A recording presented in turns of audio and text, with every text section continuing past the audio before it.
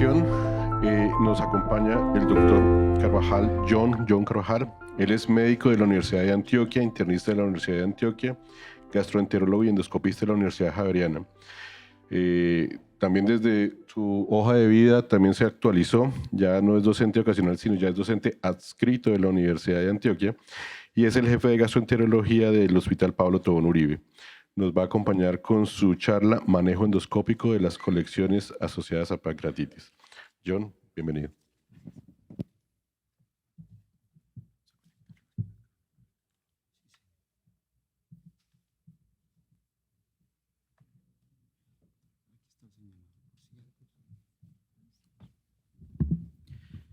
Bueno, muy buenas tardes.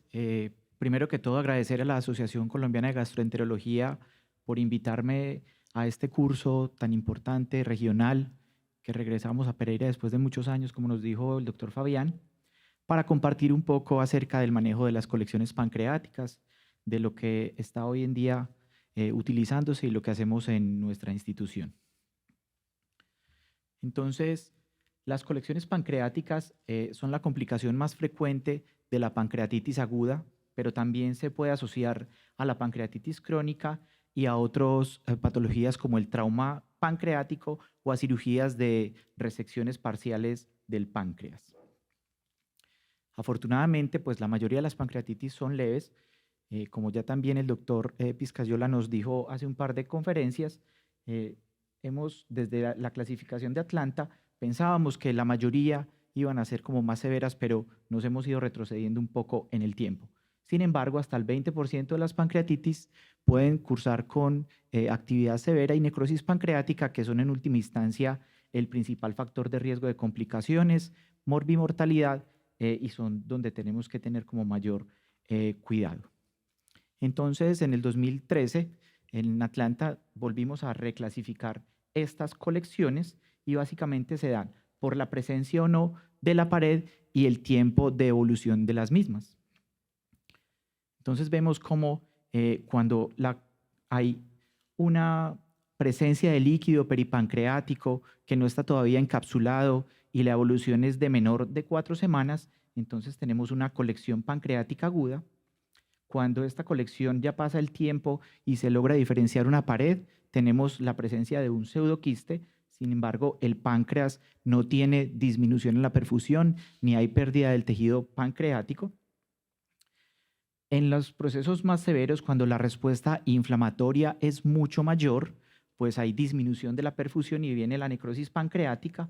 Con colecciones que son de menos de 4 semanas, pues tenemos una colección necrótica aguda, pero si esta colección se organiza y van más de 4 semanas, pues tenemos lo que llamamos la necrosis pancreática encapsulada, que puede o no estar infectada. Los síntomas, pues todos los conocemos, son el dolor abdominal, las náuseas, la obstrucción biliar, la pérdida de peso o la fiebre cuando hay infección, y son estos pacientes sintomáticos los que vamos a realizar alguna intervención cuando sea necesario. Entonces ya dijimos que la mayoría de las colecciones pancreáticas se manejan conservadoramente porque muchas de ellas son asintomáticas y se autorresuelven en un par de semanas. La severidad de la respuesta inflamatoria sistémica es la que nos va a predecir la presencia o no de falla de órgano blanco, que nos puede llevar incluso a una falla multisistémica, y es donde llevamos los pacientes a cuidado intensivo y tendríamos que realizar manejos antibióticos e intervencionistas en algún momento. Y es esta presencia de necrosis y de infección lo que nos va a determinar la mortalidad. Entonces, una necrosis pancreática infectada puede tener una mortalidad que incluso puede llegar hasta el 30 o 40%, incluso en hospitales con todos los recursos. El tratamiento, ya lo dijimos, básicamente es síntomas, síntomas, síntomas. Y quiero resaltar que de unos años para acá ya el tamaño en colecciones asintomáticas no es importante. Ya eso de la regla del 6 hace mucho tiempo pues que se dejó de utilizar. Esta es más o menos cómo ha sido la evolución del manejo endoscópico en las colecciones pancreáticas. Vemos que hace 40 años ya se describió el primer drenaje endoscópico. hace más o menos unos 30 años el primer drenaje guiado por ultrasonido endoscópico y a partir de allí han venido cambiando los insumos con los que realizamos este tipo de drenajes. En el 96 la primera necrosectomía, para el 2007 el uso del primer stent metálico totalmente cubierto y los stents de aposición luminal que están tan de moda hoy en día vienen desde el 2011. Entonces, cuando vamos a tratar una colección pancreática, lo más importante o lo que tradicionalmente venimos abogando es que tenga una pared madura. Y esta pared madura toma un par de semanas en realizarse. Por ejemplo, en este estudio, donde se realizó drenaje en 242 pacientes, vemos cómo la presencia de morbilidad y de mortalidad se vio asociada con el tiempo donde se realizó el drenaje. Colecciones que se drenaban antes de 2 semanas podían tener unas mortalidades de hasta el 56% y cuando se realizaban después de 4 semanas la mortalidad era del 15%. Obviamente, seguramente lo que tenían también como factor de riesgo estos pacientes que drenaron más rápido es que estaban mucho más enfermos y seguramente eso hizo que sus equipos de médicos tratantes realizaran intervenciones un poco más tempranas.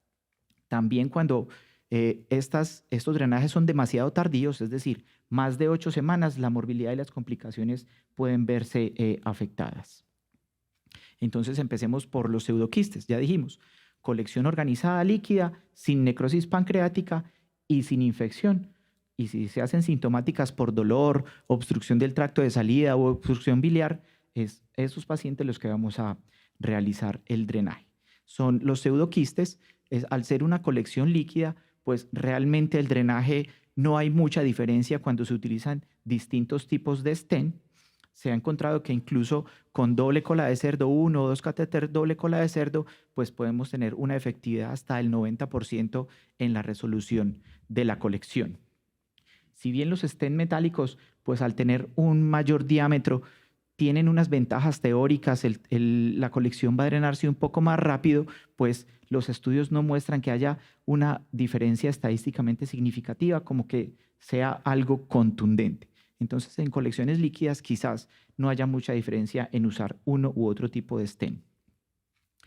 Estos pseudoquistes, pues ya dijimos, el drenaje endoscópico tradicional, cuando se ve un abombamiento en la pared gástrica, digamos que tiene una efectividad bastante apropiada. Sin embargo, más o menos la mitad de los pseudoquistes no tienen una protrusión, digamos que tan evidente y tan clara que le permita al médico que está realizando el drenaje, pues con seguridad realizarlo. Y por eso es que cada vez se ha ido como trasladando ese drenaje endoscópico hacia el drenaje guiado por ultrasonografía.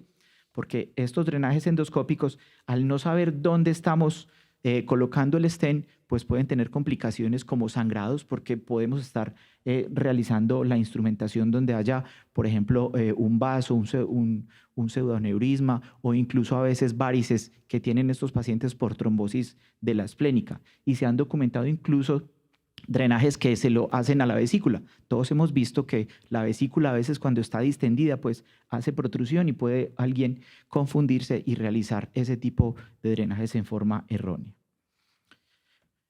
Cuando se compara el drenaje quirúrgico con el drenaje guiado por ultrasonografía, pues vemos en esta revisión sistemática con 342 pacientes que incluía 6 estudios comparativos, no hubo diferencias en cuanto a la presencia de complicaciones, al éxito técnico, al éxito clínico. Sin embargo, la estancia y los costos fueron mucho menores en el grupo que se drenó guiado por ultrasonografía endoscópica versus aquellos que se drenaron quirúrgicamente.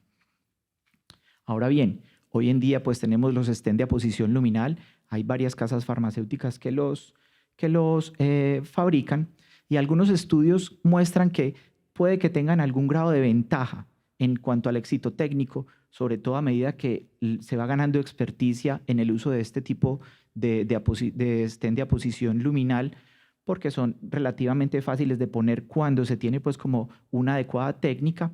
Sin embargo, No todos los estudios muestran como que sean tan ventajosos y quizás los costos son lo que hacen como la diferencia a la hora de pensar en utilizar un stent de aposición luminal versus los stent más tradicionales. Edwin, ¿me regala la luz, por favor? Entonces acá vamos a ver cómo se coloca un drenaje. En este caso va a ser es un stent metálico totalmente cubierto. Vemos que este paciente sí tenía una adecuada protrusión. Vemos como endosonográficamente se puede ver muy bien la colección, la podemos medir, podemos utilizar el Doppler para evitar los vasos y evitar complicaciones. Se hace por técnica de Stendinger. Entonces puncionamos con una aguja, ahí podemos aspirar para tomar cultivos si lo deseamos. Posteriormente, podríamos o no utilizar contraste si queremos guía fluoroscópica.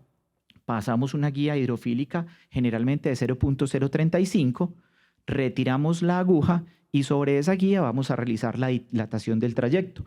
Tradicionalmente, pues, se utilizaban dilatadores de Sjögren o balones de dilatación. Hoy en día se utilizan los cistótomos porque son de fácil uso y producen, digamos que, un tracto muy adecuado para posteriormente pasar la prótesis. Acá vemos sobre la guía, cuando ya se pasó el cistótomo, cómo se pasa el stent metálico totalmente cubierto y bajo visión endoscópica preferiblemente y quizás fluoroscópica, pues vamos a realizar la liberación del stent en una forma muy parecida como lo hacemos en la vía biliar, en la CPRE. Entonces uno va controlando su liberación y vemos cómo empieza a haber un drenaje muy apropiado, sobre todo en estas colecciones líquidas que no tienen muchos detritos. Entonces es un drenaje que es, digamos que, bastante favorable. Con los stent metálicos, pues vemos que estas colecciones, cuando son tan líquidas, a veces se colapsan casi completamente. Aquí vemos la diferencia en solo minutos y vemos cómo se ve la prótesis ya colocada. Este es cómo se coloca un stent plástico. Pues la primera parte es igualita a la que ya acabamos de ver. Vamos a adelantarlo un poco. Después de que se retira pues el cistótomo, vamos a realizar el paso de la prótesis del doble cola de cerdo. A mí personalmente me parece un poco más difícil porque ella tiene la tendencia como a enroscarse. Entonces, a veces alinear el agujero que hicimos con ella, con la prótesis, no es tan fácil y la liberación distal uno tiene que alejarse un poco más y eso hace que haya como algún grado de dificultad mayor. Yo personalmente creo que es más fácil colocar las prótesis metálicas, pero en estas colecciones líquidas se puede utilizar 1, 2, 3 colas de cerdo que van a favorecer pues como los drenajes. Ahora bien, la necrosis encapsulada. Lo anterior, pues para las colecciones líquidas, pues casi cualquier prótesis que uno utilice más o menos les va a ir bien a los pacientes. En cambio, cuando hay una necrosis, pues ya hay mayor tejido, hay detritos, la cantidad de material no sale tan fácil por una prótesis doble cola de cerdo y estos pacientes pues van a requerir intervenciones como más avanzadas. Cuando hay necrosis encapsulada, sobre todo cuando hay infección, pues hay distintos tipos de manejos y uno de ellos es el drenaje percutáneo. ¿Qué ventajas tiene el drenaje percutáneo? Que digamos, es un poco más disponible en la mayoría de las instituciones. Hay muchos más radiólogos intervencionistas que endoscopistas con manejo de este tipo de colecciones, entonces está un poco más distribuido, entonces eso hace que podamos realizar este tipo de drenajes con mayor frecuencia. Tienen un éxito técnico y clínico quizás de alrededor del 55%, tiene la ventaja que alcanza lesiones que no están cerca de la pared gástrica, que con el ultrasonido endoscópico pues no las vamos a alcanzar tampoco. Si el paciente está muy enfermo y no lo podemos llevar a anestesia o es muy temprana la colección y todavía no ha realizado la formación de la pared, pues el drenaje percutáneo siempre está allí como una opción. La principal desventaja pues es que normalmente requieren varios procedimientos porque se obstruyen los catéteres, no son catéteres de tanto calibre y que con frecuencia pues el paciente puede tener la aparición de fístulas pancreatocutáneas. Desde la época del 2000 más o menos, de la década del 2000 ya se empezó como a estructurar el manejo escalonado de las colecciones pancreáticas, sobre todo de la necrosis pancreática, y este fue uno de los primeros estudios. Ya el doctor Piscayola me había ayudado con una diapositiva con algunos de los estudios que voy a mencionar acá. el estudio Panther tuvo 88 pacientes. En un brazo tenía pacientes que se les realizó necrosectomía abierta por cirugía y en el otro se hizo el manejo escalonado, que básicamente era que se le hacía al paciente un drenaje percutáneo inicial o endoscópico si era posible, y si era necesario les realizaban necrosectomía laparoscópica. ¿Cuáles eran los desenlaces? Evaluar la presencia de falla de órgano blanco, de perforaciones, fístulas, sangrado y mortalidad. Y vemos cómo el manejo escalonado tuvo menores complicaciones que el manejo con cirugía abierta, 40 versus 69%, y eso fue estadísticamente significativo. También el manejo escalonado tuvo un menor consumo de recursos porque los pacientes que iban a necrosectomía en general tenían unas estancias hospitalarias mayores, mayor respuesta inflamatoria, mayor tiempo en la UCI, y eso hace que los costos fueran mucho mayores. Y vemos que la mortalidad también estuvo a favor del brazo en la terapia escalonada. Posteriormente se realizó otro estudio que se llama el Tension, que tenía 98 pacientes y ellos hicieron como manejo escalonado en dos brazos. Uno escalonado quirúrgico, que era un drenaje percutáneo, y después a través de ese drenaje percutáneo se hacía un drenaje retroperitoneal asistido por laparoscopia como mínimamente invasivo, versus un drenaje endoscópico y posterior necrosectomía endoscópica en los que lo requerían. ¿Qué encontraron? Que no hubo diferencias significativas en cuanto a la mortalidad en los dos grupos de tratamiento. Sin embargo, el brazo endoscópico tuvo menor complicaciones. Básicamente la presencia de fístulas fue mucho menor o fue nula en el brazo endoscópico versus el brazo quirúrgico previo drenaje percutáneo. Este fue otro estudio que fue el MISER, en el cual se tenía dos brazos, un grupo con cirugía mínimamente invasiva versus un drenaje endoscópico, y encontró más o menos lo mismo que el estudio que previamente les mencionamos. En cuanto a las complicaciones, fueron menores en el grupo con manejo endoscópico que con el de cirugía mínimamente invasiva, y obviamente la formación de fístulas fue mucho menor. ¿Me regala las luces, por favor? Acá vemos cómo se coloca un stent de aposición luminal. Vemos que la visualización cuando hay necrosis es mucho menor. Las colecciones, Edwin, las colecciones con necrosis son más difíciles de evaluar, de evidenciar. Vemos cómo estamos introduciendo el stent de aposición luminal, que es un stent que viene montado ya con el electrocauterio. Se abre la copa distal. A mí me gusta esta maniobra después de abrir la copa distal, que es empujarlo un poco para que ella se complete de abrir y me permite un poco mayor de visualización. Y posteriormente la copa proximal la liberamos endoscópicamente al interior del canal. Después de que se libera la copa proximal intracanal, pues se empuja un poco y vemos cómo sale el contenido. Este tipo de prótesis tiene la ventaja de que va a haber menos migración, y que si deseamos entrar a la cavidad posteriormente, pues podemos entrar a través de ella sin retirarla. Permite el uso y el drenaje de colecciones más densas, con detritos, infectadas, con pus, como vemos en este paciente. Tienen quizás la desventaja que ya mencionamos, que es la de los costos, pero favorece mucho cuando requerimos pues como realizar intervenciones al interior de la cavidad en esos pacientes que 48 o 72 horas después continúa con respuesta inflamatoria sistémica, continúa con fiebre, como maluco, todavía sin salir bien de la UCI. Entonces tenemos esa posibilidad. Entonces las necrosectomías se utilizan en esos pacientes que, como ya mencionamos, pues como que no van bien y deseamos pues como continuar un mayor manejo. ¿Qué pasa? Que estos pacientes que están más enfermos pues son los que tienen mayor morbimortalidad. Se realiza pues previa posición de un stent de aposición luminal. A través de ese stent podemos entrar con asas, con pinzas, y realizar pues como el retiro de ese tipo de materiales. Acá vemos un ejemplo que tenemos en la institución. Con pinzas de cuerpo extraño entramos, sacamos los detritos, podemos hacer lavado con solución salina, aspiración, utilizar otro tipo de instrumentos como asas, canastillas, Hoy en día hay algunos insumos, uno que se llama el endorrotor, que se ingresa a la cavidad y más o menos la va como intentando licuar. Sin embargo, pues todavía es costoso y hace falta pues como introducirlo un poco más al mercado. Pero vemos como la cavidad interna ya va empezando a tener un tejido de granulación más bonito, cada vez uno empieza a ver que el paciente se ve como mejor y en general cuando se requiere se tienen que hacer unas 3 o 4 necrosquectomías de este tipo.